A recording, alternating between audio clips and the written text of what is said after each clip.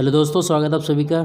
इस वीडियो में हम लोग बात करने वाले हैं गवर्नमेंट ऑफ इंडिया के द्वारा एक नोटिस जारी किया गया था 20/6/2023 में, और जिसमें जो कुछ वैकेंसीज जो उनकी सेफ्टी कैटेगरी से खाली थी, सेफ्टी कैटेगरी जैसे कि आपका एलपी, टेक्नीशियन, जेई और ट्रेन मैनेजर, इन सब की भर्ती जो है उन्होंने जीडीसी एक एग्ज़ाम है उसके तहत इन लोगों ने वो नोटिस जारी करके बताया है। तो समझेंगे कि इस नोटिस के तहत जो है कौन कौन कैंडिडेट जो है जीडीसी एग्ज़ाम के लिए एलिजिबल होते हैं, और इस नोटिस के जारी होने से नई वैकेंसीज़ पे क्या असर होने वाला है। सबसे पहले आपको ये पता होना चाहिए, गवर्नमेंट ऑफ इंडिया जो आपकी रेलवे की जो एक ऑर्गेनाइजेशन है, इसमें जो भर्तियां होती है दो तरह की भर्ती होती है। एक तो डायरेक्ट रिक्रूटमेंट जो आपकी करवाती है आरआरबी, ठीक है, आरआरबी और आरआरसी जो ग्रुप डी के लिए करवाती है। ग्रुप डी पोस्ट आरआरसी करवाती है, और आपका एएलपी टेक्नीशियंस, चाहे आपका जेई हो, ट्रेन मैनेजर हो, एनटीपीसी हो, वो आरआरबी करवाती है। तो उसको हम लोग बोलते हैं डायरेक्ट रिक्रूटमेंट कोटा। एक होती है डिपार्टमेंटल।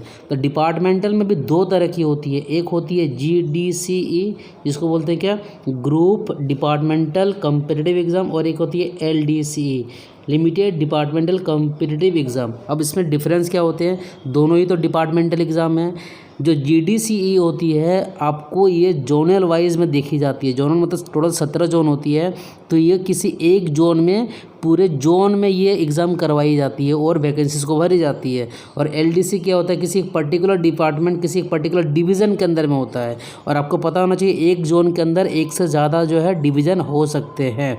तो पहले जो जीडीसी की एग्ज़ाम होती थी वो किसी पर्टिकुलर एक जोन में होती थी, लेकिन इस बार इस नोटिस के तहत ये जारी किया गया है कि जितने भी सारे 17 जोन हैं उनमें जितने भी आपकी जो सीटें खाली है सेफ्टी कैटेगरी, उन सारे पोस्ट जो है एक सेंट्रलाइज्ड एग्ज़ाम कराया जाएगा, जिसको हम लोग बोलेंगे जीडीसी एग्ज़ाम। तो यहाँ से ये समझ में आ रहा है कि हमें जनरल डिपार्टमेंटल कॉम्पिटिटिव एग्ज़ाम जो होती है, तो इसके लिए एलिजिबल कौन होंगे, जो आपके रेगुलर रेलवे के एम्प्लॉय होंगे। और इसके लिए क्या क्वालिफिकेशन की एलिजिबिलिटी होती है वो भी मैं अभी आगे डिस्कस करने वाला हूँ।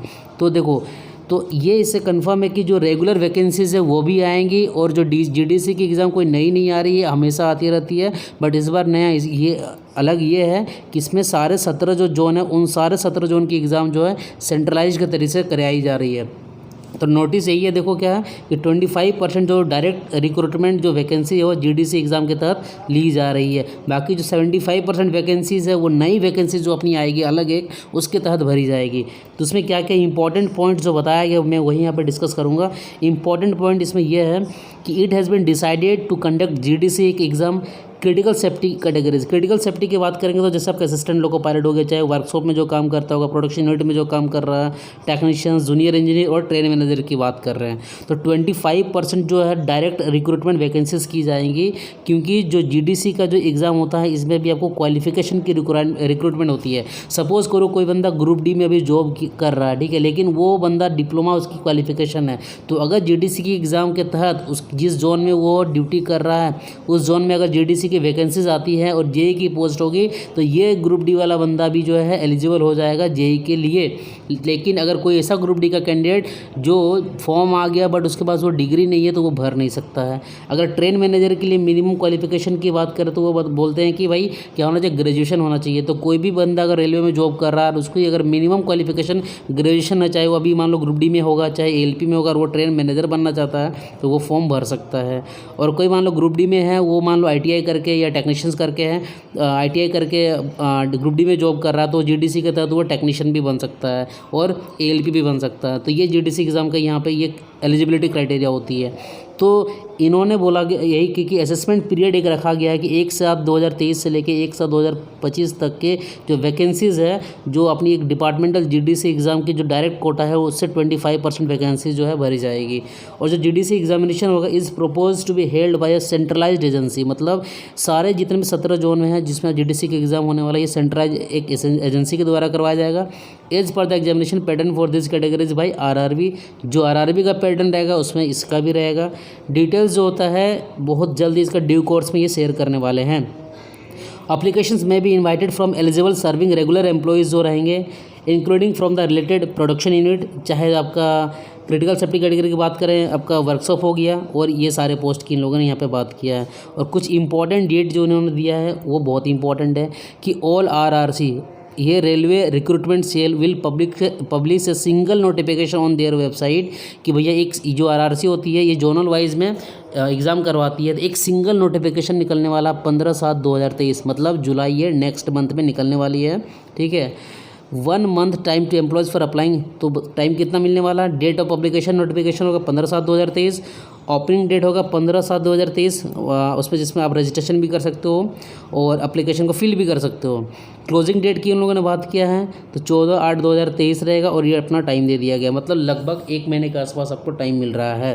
तो इन्होंने एग्ज़ाम को 3 कैटेगरी में बांटा गया, 3 ग्रुप में। फर्स्ट ग्रुप में इन लोगों ने रखा टेक्नीशियन एंड एलपी को, दूसरे ग्रुप में रखा जूनियर इंजीनियर को और थर्ड ग्रुप में रखा भैया इन लोगों को ट्रेड मैनेजर। लेकिन जब ये पूरी तरीके से नोटिस जारी हो जाएगी इसके बारे में नोटिफिकेशन वैकेंसीज की, तब उसमें सारा सिलेबस वगैरह भी आपको इसमें देखने को मिलेगा। तो इसमें साफ साफ को बोल दिया गया कि इसमें एग्ज़ाम जो होने वाला कॉमन एग्जामिनेशन होगा we intend seeking option from employees about the educational stream, जो भी आपका एजुकेशन का स्ट्रीम रहेगा, in which they would like to appear and also preference for different categories of technicians and junior engineers of various departments for which the employees apply as per their educational qualification. मतलब इसमें educational qualification की requirement होती है, लेकिन LDC जो exam मैंने आपको बताया था इसमें जो है आपको किसी भी डिपार्टमेंट के इस एग्ज़ाम के लिए एजुकेशनल क्वालिफिकेशन की क्राइटेरिया नहीं होती, लेकिन GDC में जो होती है भैया आपको एजुकेशन एग्ज़ाम की क्वालिफिकेशन यहाँ पे चाहिए।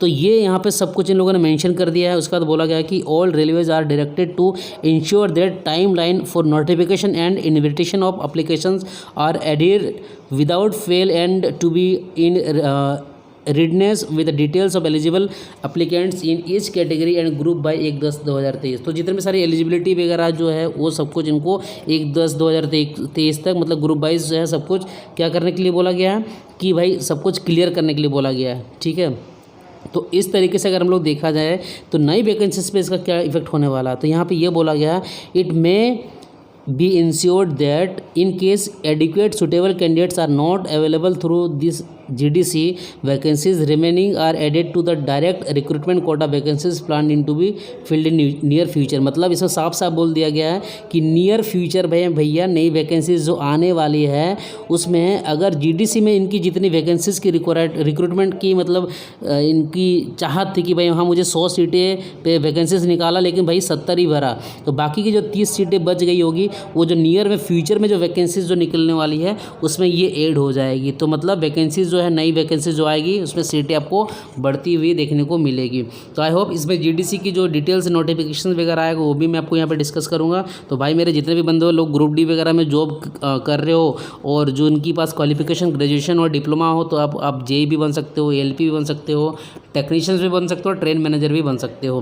फिर भी अगर GDC एग्ज़ाम के तहत कोई भी अगर आपको डाउट है तो कमेंट सेक्शन पर कमेंट करना, मैं आपको वहाँ पर रिप्लाई करता हूँ। तो चलिए फिर मिलते हैं किसी नेक्स्ट वीडियो में। So guys thanks for watching this video.